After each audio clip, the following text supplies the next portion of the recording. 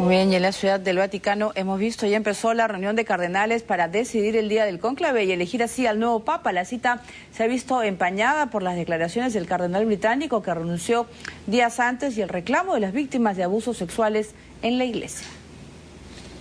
Durante la primera congregación preparatoria del cónclave este lunes, se han empezado a escuchar las primeras voces de inquietud sobre el informe de los escándalos del Vaticano que encargó Benedicto XVI antes de renunciar. Aquel misterioso documento solo podrá ser visto por su sucesor.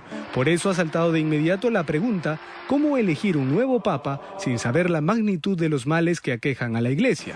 Brasil, que conoce bien su papel de potencia mundial emergente, ha hecho lo propio con sus representantes en Roma. Por algo es el país con más católicos del mundo. Sus 5 cardenales que participarán en el cónclave ya se han hecho notar pidiendo explícitamente conocer los famosos Vatilix. A esto se suma la confesión del renunciante cardenal Keith O'Brien, quien admitió el domingo en un comunicado que su conducta sexual cayó por debajo de los estándares que se esperaban de él como sacerdote, arzobispo y cardenal. O'Brien pidió perdón a quienes ofendió, se disculpó con la Iglesia Católica y con el pueblo escocés. Esto es algo sin precedentes, que en vísperas de un cónclave para elegir a un nuevo papa, uno de los miembros potenciales del mismo se retire y pida perdón por los pecados que ha cometido. En medio de esta reunión clave, un grupo de víctimas de abusos sexuales en la Iglesia ha pedido que los cardenales comprometidos moralmente no participen en el cónclave. Su presencia en la selección del próximo papa esencialmente vicia el proceso. Es difícil, lo sé, para los católicos, y ciertamente es difícil que las víctimas tengan fe en este proceso a sabiendas de que muchos de los hombres involucrados están moralmente comprometidos. En la reunión de hoy participan todos los cardenales, incluidos los mayores de 80 años. En ella se decidirá la fecha en la que comenzará el cónclave, que podría ser el 10 u 11 de marzo. Muy bien, ya empezó la reunión en el Vaticano, pero en esta cita el hacker australiano Ralph Napierski charló unos minutos con los purpurados, se coló en plena cita que se supone que contaba con todas las medidas de seguridad. Incluso se ve una fotografía publicada por el diario El País. Sí, como digo, se equivocó de rango, ¿no? Debía ser cardenal y no obispo para entrar al cónclave. Bueno, todavía no es el cónclave, son las reuniones preparatorias, aunque ya se empiezan a discutir los temas, ¿no? Todavía no puede empezar el cónclave porque faltan llegar algunos cardenales. Y bueno, se mencionaba el único representante de Gran Bretaña finalmente no va a ir porque admitió la responsabilidad en los cargos que se le imputaban, y que se le imputaban no menores de edad, sino otros sacerdotes o un seminarista.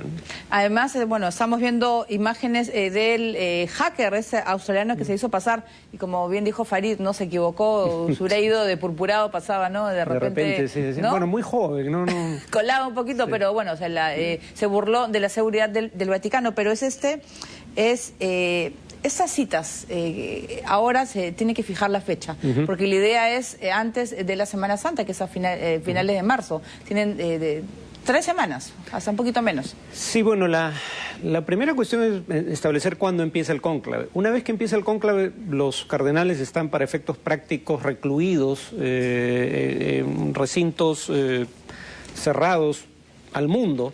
El punto es que uno sabe cuándo empieza el cónclave, pero no cuándo acaba, porque eso depende de que haya 2/3 de votos en favor de un candidato, y en algunas ocasiones eso ha tomado hasta semanas, ¿no? Fue más fácil con Ratzinger porque Juan Pablo II había cambiado el sistema de votación para que se necesitara mitad más uno de los votos, en el caso del cónclave en el que se eligió a Ratzinger. Ahora de nuevo se requiere 2/3. Ahora se va a dar esta figura que sobre todo están preguntando mucho en el Twitter del programa, se reúnen los cardenales para decidir, se da ese famoso humo negro o el humo blanco. Humo negro es cuando no hay un acuerdo. Sí. Sin embargo, habrá papa, habemos papa, como dicen, cuando sale el humo blanco. Exacto. ¿Cuánto se demora entre el habemos papa a que asuma y se dé a conocer el nombre del...? Se da a conocer casi de inmediato, ¿eh? Una vez que aparece en el balcón del Vaticano, supongo que en este caso sería Sodano, anunciar la elección de un nuevo papa. El papa es presentado porque además adopta un nombre pontificio, claro. no se presenta con su que él nombre elige, de pila. ¿no? Él elige el nombre. Él elige habitualmente inspirado en papas a los que admiraba del pasado. Pero digamos, dicho ese paso, ¿cómo se produce humo negro? Cada vez que hay una votación, si no hay 2/3 en favor de un candidato, todas las boletas se queman. Si solo se quemaran las boletas, el humo que saldría sería blanco, pero se añade paja húmeda para que el humo sea negro. Entonces, cuando ya hay un papa elegido, solo se queman las boletas, sin la paja húmeda, y eso es lo que hace que el humo sea de otro color. ¿Y en las boletas que se escribe el nombre del candidato que uno quiere o marca? ¿Cómo, eso, detalles? eso ¿No no conoces lo sé. tu detalle de eso? Es que todo eso es secreto, ¿no? Yo presumo que se escriben, ¿no? Porque son varios candidatos. ¿Ya? Y el tema es que con cada votación suelen disminuir el número de candidatos. Entonces acá es importante lo que decíamos en un comentario. Como rondas de... Claro, hay varias rondas y a veces... Finalistas, una cosa claro, así. entonces uno ve si, por ejemplo, en la primera ronda tiene muy pocos votos, un candidato, empieza a hacer negociaciones con los candidatos que tienen más posibilidades. Por eso decía que para obtener 2/3 lo más importante no es tener el mayor respaldo, sino tener los menores anticuerpos. Porque el punto es que aquellos que se van retirando de la lista porque no obtienen suficientes votos en las primeras votaciones, no tienen que considerarte inaceptable como candidato para que puedan intentar trasvasar sus votos a tu candidatura. Además, que un punto importante es la gran mayoría de esos, de más de 114 son los que van a votar. Sí. Son, creo que es 80 o 70 son europeos. Sí, más de la mitad son europeos, o ligeramente más de la mitad. La cuarta parte del total son italianos específicamente, ¿no? Por eso cuando se habla de un papa de África o América Latina, con los votos de los cardenales de América Latina o de África no se elige un papa, o sea, hay que tener alianzas con cardenales de Europa. Muy bien, vamos a ver quién, porque se habla mucho, ¿no? Hay muchos papables, como dicen, pero sin embargo puede ser alguna sorpresa. Muy bien, ahora nos vamos a Israel. Gran polémica ha causado la creación de líneas de buses exclusivos para palestinos, en tanto ciudadanos de Cisjordania han protestado ante la próxima llegada del presidente norteamericano Barack Obama. Israel ha inaugurado 2 líneas de autobús destinadas para el uso exclusivo de pasajeros palestinos, que unirán el puesto de control de Yal en el norte de Cisjordania con centros de población en torno a Tel Aviv. Según diversos medios israelíes como el diario Haaretz, el Ministerio de Transporte tomó la decisión de abrir esta línea después de recibir las quejas de colonos judíos que consideran que compartir autobuses con los palestinos que van a trabajar a Israel supone un riesgo para su seguridad. En tanto, centenares de palestinos se han congregado frente a la embajada estadounidense en los territorios ocupados para protestar contra la inminente visita del presidente norteamericano Barack Obama a la mezquita de Al-Aqsa en Jerusalén Este. Los manifestantes portaban banderolas verdes e imágenes de los presos palestinos en las cárceles israelíes, mientras exigían la protección a la mezquita sagrada de Al-Aqsa y rechazaban el doble discurso de Washington sobre el Estado judío. Muy bien, no sé si esta decisión lo que hace es dividir, ¿no? Y lo que creo que esa zona requiere es acciones más de unión, ¿no? Bueno, en el momento en que hace un par de días el presidente de los Estados Unidos inauguraba un busto conmemorativo a Rosa Parks, que en el Capitolio, que además se hizo famosa por sentarse en la parte de blancos en un bus y rehusarse a levantarse para ceder el asiento a un blanco, se hacen buses solo para árabes en Israel. Claro, el argumento es que esto no es equivalente porque los árabes siguen teniendo la prerrogativa de viajar en los buses, digamos, en donde van los pasajeros judíos, ¿no? Pero hay 2 comentarios adicionales, ¿no? El primero es el tema de la seguridad. En Cisjordania es más probable que un civil palestino sea víctima de un ataque de colonos israelíes o del ejército israelí a que un civil israelí sea víctima de un ataque de grupos militantes palestinos, ¿no? Entonces los palestinos podrían alegar exactamente lo mismo con mayor razón. Pero en segundo lugar se dice, bueno, pueden subir en buses donde hay judíos y no se les impide el paso a Israel. Eso no es estrictamente cierto, como alega una organización de derechos humanos israelí, Checkpoint Watch, que indica que en muchas ocasiones los palestinos son bajados del bus y tienen que vérselas por su cuenta. De hecho, a mí me pasó, así que puedo dar fe de que eso ocurre. Muy bien, ahora nos vamos con una situación realmente preocupante. En España el desempleo alcanzó un nuevo récord con más de 5 millones de parados. En tanto, Iberia afrontó hoy su segunda semana de huelga. Las cosas para los españoles parecen no mejorar ni tampoco tener a la vista una solución. Las colas en las oficinas de desempleo van en aumento. Hay cientos de personas de todas las edades que juegan su última carta para hallar una oportunidad de trabajo, pero las últimas cifras no son muy alentadoras. Según los datos de los registros del Servicio Público de Empleo Estatal, el número de desempleados acaban de superar los 5 millones al cierre del mes de febrero. Así el paro ha subido en 59.444 personas en relación con el mes anterior, situándose en 5.040.222 desempleados. Por este motivo, la mayoría de extranjeros que buscaron alguna oportunidad en este país ahora prefieren regresar a sus lugares de origen. Mucha gente, mira, estamos mucha gente en una situación muy mal ahora, hoy en día. Todo el mundo en paro. Mira, yo soy extranjero y me voy a ir del país, ¿sabes? Porque aquí ya no hay trabajo, no hay nada, y pues para estarme gastando aquí mi dinero, vivir al día, voy a estar mucho mejor en mi país. Sin embargo, se trata del menor incremento del mes de febrero después del año 2008 y también es significativamente inferior al dato registrado en el mismo mes del 2012, cuando el aumento alcanzó la cifra de 112.269 personas respecto al mes anterior. En este contexto, quienes han iniciado hoy una nueva huelga han sido los trabajadores de Iberia. Ellos están en contra de los 3.807 despidos que pretende realizar la empresa internacional Airlines Group, resultante de la fusión entre British Airways e Iberia.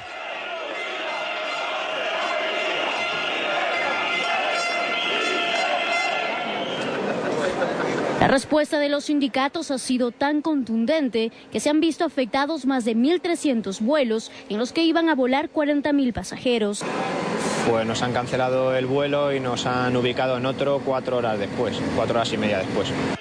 Los sindicatos de Iberia ya advirtieron que se intensificarán las protestas y no descartaron convocar nuevos paros en Semana Santa si no llegan a un nuevo acuerdo antes del 14 de marzo.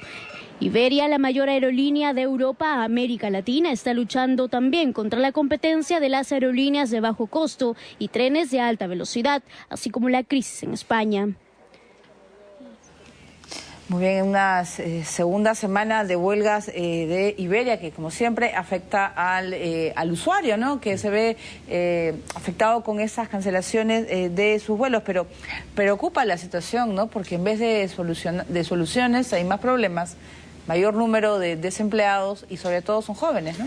En un país donde además el desempleo sigue creciendo, cosa que, digamos, estaba mal que bien dentro de los cálculos una vez que se decidió adoptar las políticas de austeridad, pero donde la deuda como proporción de la economía no baja, que era lo que se pensaba alcanzar con esas políticas. Entonces estás en parte en una situación bastante calamitosa, ¿no? Porque no logras el propósito declarado y pagas un costo que parece innecesario dado eso. Además, con todo el escándalo que se vive con el PP, con el Partido Popular, el partido de gobierno, que está cuestionado en un momento de crisis, yo creo que no sé, un futuro un poco desalentador tiene Mariana Rajoy. Nunca las sospechas de corrupción enardecen tanto a la población como cuando en el mismo tiempo el gobierno está obligando a la gente a ajustarse los cinturones. Muy bien, nosotros vamos a seguir con las informaciones, ya que sigue siendo noticia en Italia, ya pasadas las elecciones, es Silvio Berlusconi. Esta vez el fiscal del caso Rubí dijo que en la residencia del entonces presidente de gobierno Arcore había un verdadero sistema de prostitución organizada. El fiscal insistió en la existencia de una compleja trama de prostitución con remuneraciones a las chicas hospedadas en la residencia, pagos que realizaba el mismo Silvio Berlusconi a cambio de prestaciones sexuales, promesas de trabajo, incluso puestos políticos. Todos estos argumentos se desprenden de las interceptaciones telefónicas realizadas a los personajes del caso. Como se recuerda, el escándalo de Rubí, una joven dama de compañía de Marruecos, saltó a los medios cuando fue detenida y Berlusconi pidió su liberación porque era sobrina de Hosni Mubarak. Muy bien, esas son las famosas Bunga Bunga, las fiestas de Berlusconi, que bueno, yo creo que a nadie le va a sorprender lo de la red de prostitución, además que Rubí era menor de edad, ¿no? Sí, bueno, parte del problema, yo creo que hay mucha gente que cree que Berlusconi es culpable de estas imputaciones y probablemente incluso lo admira por ellas, ¿no? Porque con todo lo que se le ha acusado hasta ahora, que siga teniendo 30% de los votos quiere decir que alguna gente no tiene problema con estas acusaciones. Sí, pues, es verdad. Hay, sin embargo, gente que probablemente se ampare en la idea de que todavía no tiene una convicción en firme. O sea, no tiene, si bien ya tiene condenas, no tiene ninguna condena en última instancia, ¿no? Y claro, el punto es que no tiene condenas en última instancia porque siendo primer ministro daba leyes para entorpecer los procesos en su contra o para blindarse. Entonces ahora que no está, aparentemente no va a estar en el nuevo gobierno, va a quedar más expuesto. Bueno, nosotros dejamos a Silvio Berlusconi por ahora y vamos a hacer una nueva pausa. Vamos a regresar con científicos afirman haber curado a un bebé que estaba infectado con el virus del VIH. Y también vamos a contarles lo que ha sucedido en Japón, una tormenta de nieve que ha dejado 8 personas fallecidas y un terremoto en la provincia china, lo que ha dejado más de 30 personas heridas. Volvemos.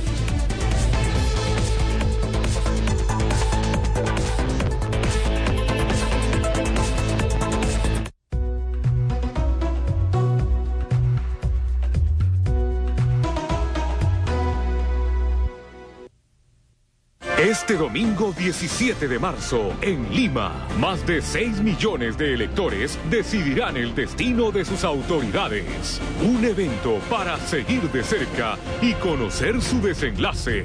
Consulta Popular, Lima 2013. Otro gran esfuerzo informativo de TV Perú. En noticias, mucho más que ver.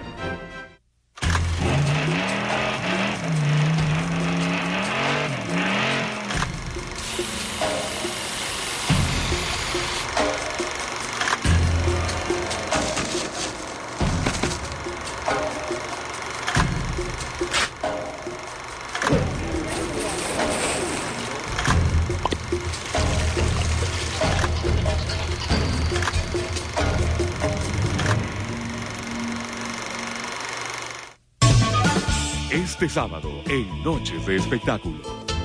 Un día me amas, luego me olvidas. Grandes exponentes de nuestra música. Y uno más en tu vida, un pasajero en tu camino. Se juntan en un extraordinario concierto. Lejos de ti, no voy a morir. Ay, cómo duele. Perú Sinfónico. Este sábado a las 10 de la noche, solo por TV Perú, mucho más que ver.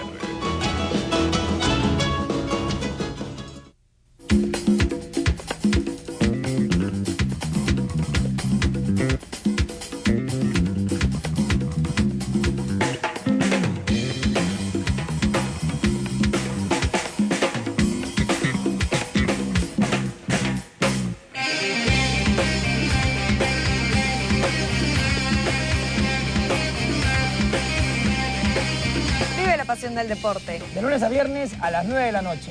Por TV Perú. Mucho más que ver.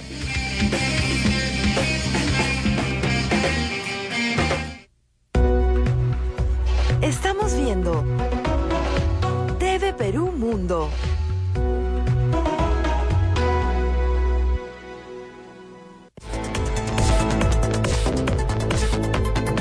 Bien, seguimos en TV Perú Mundo. Un grupo de científicos han asegurado haber curado a un bebé que nació infectado con el virus del VIH. El menor estuvo en tratamiento durante su primer año de vida y hoy, con apenas 2 años y medio, su organismo no presenta signos de portar la enfermedad del SIDA. El caso de la bebé estadounidense nacida con el virus del VIH que se habría curado tras haber pasado por una terapia farmacológica ha traído nuevas esperanzas para aquellos que sufren de esta penosa enfermedad. Según los médicos, a la criatura se le inició el tratamiento cuando apenas tenía 30 horas de nacida. Después de ello, el sistema inmune de la pequeña respondió y las pruebas mostraron una disminución de los niveles del virus. Los investigadores creen que el uso de un tratamiento antirretroviral más agresivo cuando la niña solo tenía unos días. Posiblemente resultó su cura, impidiendo que el virus formara uniones de células difíciles de tratar, conocidas como reservas virales, que permanecen latentes y fuera del alcance de los medicamentos convencionales. Al parecer, el inicio de una terapia temprana impide la formación de los reservorios virales en las células centrales, que son las barreras para la cura. Esta es una prueba del concepto de que el VIH puede ser potencialmente curable en infantes. Necesitan hacerse más pruebas para ver si el tratamiento tendría el mismo efecto en otros niños, pero los resultados podrían cambiar la forma de tratamiento en bebés de alto riesgo y posiblemente llevar a una cura para niños con VIH, el virus que causa el SIDA. Si estos científicos han logrado encontrar no sé, pues la solución a esa enfermedad que se dio a conocer en los años 80 y prácticamente muchísima gente ha perdido la vida, y esta criatura tenía el VIH obviamente contagiado por su madre, ¿no? Porque se transmite de madre a hijo y prácticamente no tenía futuro, ¿no? Alguno. Bueno, lo peor en este caso es que la madre ni siquiera se había hecho pruebas, no sabía que portaba el virus. Porque si hubiera sabido, durante la gestación se le da tratamiento a la madre, lo cual, además de ayudarla a ella, disminuye la probabilidad de que le herede el problema al hijo. Esta mujer no sabía que portaba el virus, por ende, se lo transfirió en el parto. No, aparentemente no es durante la gestación, sino en el parto al hijo. Y la niña fue tratada aparentemente como se trataría a un adulto, según leía. Hay 3 medicamentos retrovirales que se usan para estos casos, se les dio los 3 a la vez y las dosis prácticamente de un adulto, cosa que generalmente no se hace con un niño, pero se hizo además desde el primer día de nacido, o pocas horas después de nacido, y al cabo de un año, curiosamente, no se han encontrado rastros ya del virus. Se han encontrado rastros del ADN del virus, pero no el virus per se, o sea, el virus ha muerto, ¿no? Lo cual es totalmente inédito, ¿no? Pero, repito, parece que la actitud de los doctores fue un poco de desesperación y el tratamiento funcionó sin saber todavía muy bien cómo. Claro, porque ahora tienen que ver pues si eso se podrá repetir en otros casos, en niños. De repente es distinto pues la reacción de un cuerpo joven, ¿no? Más pequeñito, pero sin lugar a dudas pues el virus del VIH ha provocado la muerte en los últimos tiempos, yo creo que de un número realmente increíble, ¿no?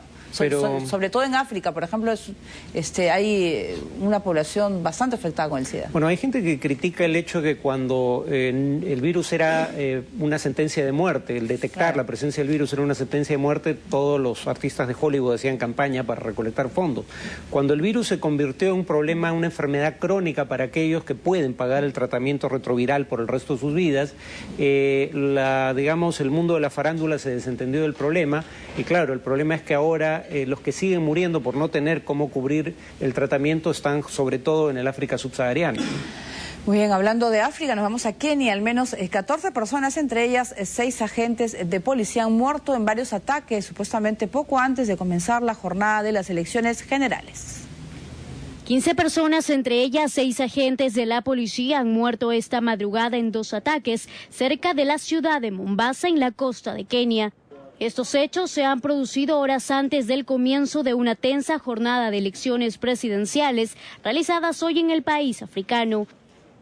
Un grupo de 200 hombres jóvenes armados con pistolas y arcos han tendido una emboscada a los agentes en el distrito de Shangame, en las afueras de Mombasa, la segunda ciudad de Kenia. Otro ataque similar ocurrió en la cercana ciudad de Kilifi. Más de 14 millones de kenianos votaron este lunes en unos comicios cuyos resultados se prevé apretado entre Raila Odinga, primer ministro en funciones y al que las encuestas sitúan como el favorito, y Uhuru Kenyatta, hijo del primer presidente del país y heredero de una de las grandes fortunas de Kenia. Odinga, por su parte, es hijo del primer vicepresidente del país, mientras que Kenyatta, que está considerado como el sucesor del presidente saliente Kibaki, ha sido acusado por la Corte Penal Internacional de presuntos crímenes contra la humanidad durante la violencia postelectoral del 2008. Los últimos comicios celebrados hace 5 años se saldaron con la muerte de unas 1.300 personas y más de 500.000 de desplazados de sus hogares en un estallido de violencia étnica y política.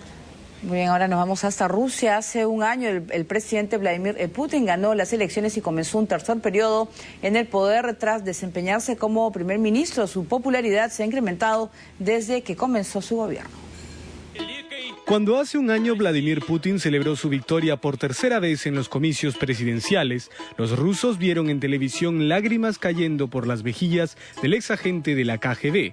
En su momento hubo protestas por un presunto fraude electoral. Sin embargo, 12 meses después, las movilizaciones en contra del regreso de Putin al poder se han desvanecido, quizás por la fuerte represión policial que ha caracterizado a su gobierno.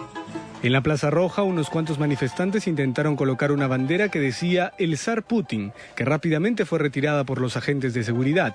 De manera simultánea, seguidores del presidente entregaban flores en una de las plazas de Moscú, dando la bienvenida a la primavera. Se trata de llegar al fondo de todos los problemas de una manera bastante competente. Al menos en todas sus ruedas de prensa se ve que sabe lo que está hablando. La popularidad de Putin ha sabido frenar su caída y el crecimiento económico del país en medio de un mundo en apuros financieros le han dado legitimidad a la acción de su gobierno.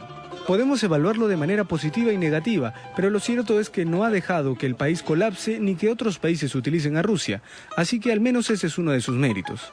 A Putin le saludan su enérgica respuesta a problemas claves como la corrupción en el país y el buen manejo económico, pero también cuestionan su política exterior en el caso de Siria y su mano de hierro cuando se habla de las Pussy Riot y la comunidad homosexual. El apoyo a Putin en el último año más o menos no ha cambiado. Sigue siendo alto.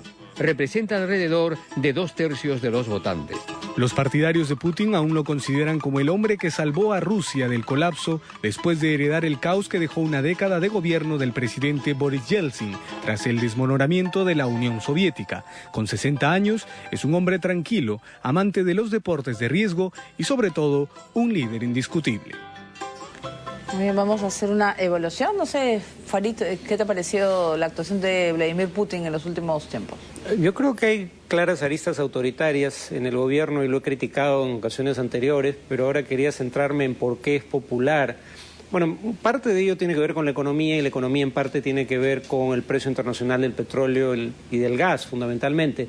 Pero también hay el tema de que cuando la Unión Soviética se desmorona, hay injerencia occidental en la política interna de Rusia y además hay intentos de la OTAN de crecer a expensas de viejos aliados de la Unión Soviética e incluso de ex repúblicas de la Unión Soviética. Entonces, cuando uno lee un poco de historia rusa se da cuenta que eso es precisamente el tipo de conducta, ese es el tipo de conducta que tendería a generar temores nacionalistas en Rusia. Y esos temores están alimentando, en mi opinión, el apoyo a Putin. O sea, en otras palabras, creo que los errores de las políticas de las potencias de la OTAN contribuyeron a solidificar la base de apoyo de Putin. Muy bien, vamos ahora a hablar de Japón. Una tormenta de nieve ha dejado 8 personas fallecidas, mientras que en China un terremoto de 5.5 grados en la provincia de Yan'an ha dejado más de 30 heridos y más de 50.000 damnificados. Tras las fuertes nevadas que cayeron en el norte de Japón el fin de semana, unas 9 personas han sido encontradas muertas en la isla de Hokkaido, incluyendo una familia cuyo automóvil quedó sepultado en la nieve. Las otras víctimas, entre ellos varios niños, fallecieron de forma similar, quedaron atascados en medio del temporal, muriendo congelados por las extremas temperaturas. La tormenta hizo que la nieve se acumulara hasta los 2 metros de altura y en algunas zonas en casi 5 metros. Esta es la peor tormenta de nieve que Japón ha tenido que soportar, pues ha venido acompañada con vientos de hasta 135 kilómetros por hora.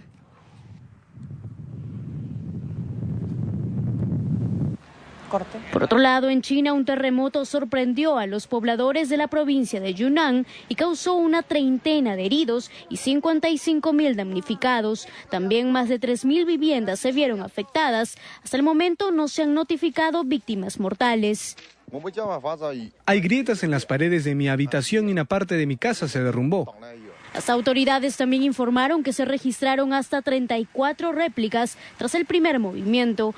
Por ahora, las miles de personas que se han visto afectadas por el sismo sobreviven con el apoyo que el gobierno ha enviado.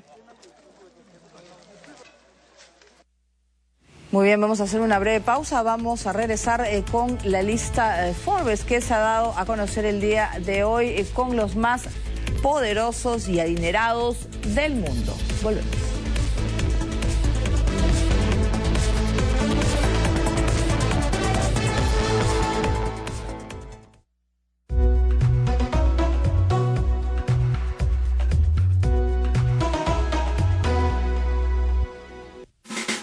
TV Perú le da la bienvenida a Humachiri, localidad de la provincia de Melgar en Puno, que ahora forma parte de la red televisiva más grande del país. De esta manera, más peruanos pueden disfrutar de nuestra variada programación. Con Humachiri sumamos 276 estaciones retransmisoras, lo que nos reafirma como el canal con la mayor cobertura a nivel nacional. Somos TV Perú, mucho más que ver. Estamos viendo TV Perú Mundo.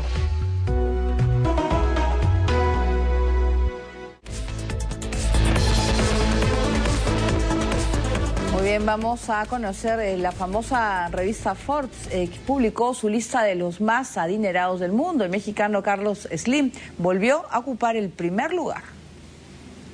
Se conoció la lista de la revista Forbes de los más ricos y poderosos del planeta, y la cual continúa encabezando el mexicano Carlos Slim, cuyo patrimonio aumentó este año en 73.000 millones de dólares comparados con los 69 del año pasado. Bill Gates de Microsoft conservó el segundo lugar, en tanto Warren Buffett de Berkshire Hathaway cayó al cuarto lugar con un patrimonio neto de 53.500 millones de dólares. El español Amancio Ortega ocupa el tercer lugar. Este gallego es el dueño de Inditex y de la famosa cadena de tiendas de vestir Zara. Se calcula que su fortuna es nada menos que 57.000 millones de dólares. En la edición 2013, Forbes dijo que se encuentran 1.426 personas que controlan la economía global con una riqueza valuada en 5.4 billones de dólares. Muy bien, esta lista de las personas más adineradas, en las cuales también aparecen 10 peruanos y también varios latinoamericanos. Sin embargo, está Carlos Slim en primer lugar. Yo creo que es una fortuna inimaginable, ¿no? Sí, desde hace varios años. El origen de la fortuna es cuestionado, ¿no? Porque él, una de las fuentes fundamentales de su fortuna es la adquisición de Telmex, la compañía de telecomunicaciones, que era un monopolio público y que él adquiere siendo aún un monopolio y lo convierte en un monopolio privado. Se cuestiona la suma que pagó, el hecho de que se mantuviera en condición monopólica por mucho tiempo, pero bueno, por buenas o malas artes es el hombre más rico del mundo. Ahora, Forbes ya empezó a incluir incluso delincuentes, ¿no? Y el delincuente más rico del mundo también es mexicano, es el Chapo Guzmán, cuya fortuna superaría los 1.000 millones de dólares. Dicho esto, también hay críticas a la lista porque no es que la gente envíe sus declaraciones juradas a Forbes y ellos publiquen datos absolutos, sino que hacen estimados y los estimados muchas veces algunos alegan no son confiables. En los casos de la gente que está en los primeros lugares probablemente sí, pero en muchos otros casos hay cuestionamientos sobre si ese es el verdadero patrimonio que tiene la persona en cuestión. Claro, pero en el caso de Warren Buffett, por ejemplo, que es desplazado y su lugar lo ocupa Amancio Ortega, el gallego, el dueño de Inditex, de este imperio que es de la moda, que es Zara, justo es un español en plena época de crisis, que al parecer pues es el único que le ha ido bien, creo, de ese país. Bueno, parte de la venta de Zara ahora se produce fuera de España, ¿no? En América Latina sobre todo, pero habría que decir que los americanos que han perdido puestos, porque originalmente el primer lugar era un americano y el tercero también, en parte lo han hecho porque han donado una proporción significativa de su fortuna, así que bien por ellos. Sí. Muy bien, nosotros vamos ahora con Neil Harbinson, que es el nombre del primer humano cyborg oficial del mundo. El gobierno británico lo ha reconocido como tal. La tecnología robótica en el cuerpo humano ya es una realidad. Desde las sofisticadas prótesis que conectan nervios y ejecutan movimientos, hasta los chips que se insertan para estimular el corazón, pasando, claro está, por el primer cyborg oficial del mundo. Este joven estudiante nació con acromatopsia, una enfermedad que solo le permite ver en escala de grises y que fue el principal incentivo para que junto a un estudiante de cibernética consiguiera construir el primer cyborg. un ojo especial que traduce la escala cromática de 360 colores a sonidos que se transmiten directamente al cerebro. It's a color sensor that detects the color frequency in front of me and sends this frequency to a chip installed at the back of my head, and I hear the color in front of me through bone conduction. En 2004, el gobierno inglés reconoció la existencia del primer cyborg, cuando Neil Harbison tramitó su pasaporte y entregó su fotografía con el ojo cibernético, que ya es parte de su vida. Tras el rechazo inicial, Harbison presentó los argumentos que modificaron el requisito del gobierno, y así fijaron la denominación de cyborg para un ser humano. Gracias a este nuevo invento, el hombre que unió el software y el cerebro puede escuchar la sintonía de los nombres y compararlos por sus similitudes musicales.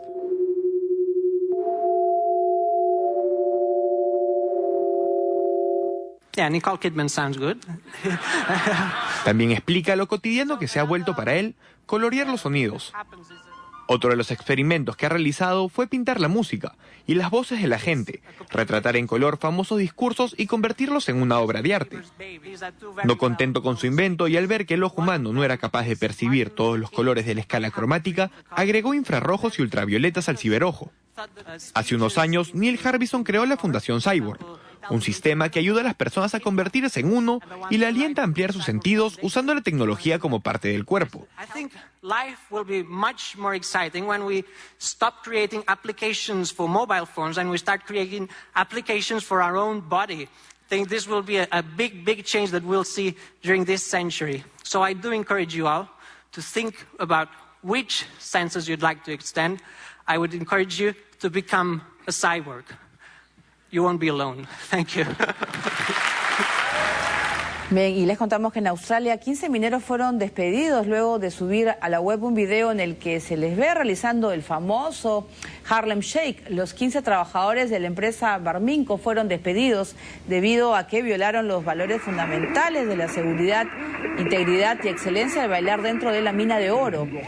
De acuerdo con un informe del diario británico The Guardian, casi 4.000 versiones distintas de este Harlem Shake se suben cada día a YouTube, mientras que la versión original continúa en el número 1 del ranking Billboard.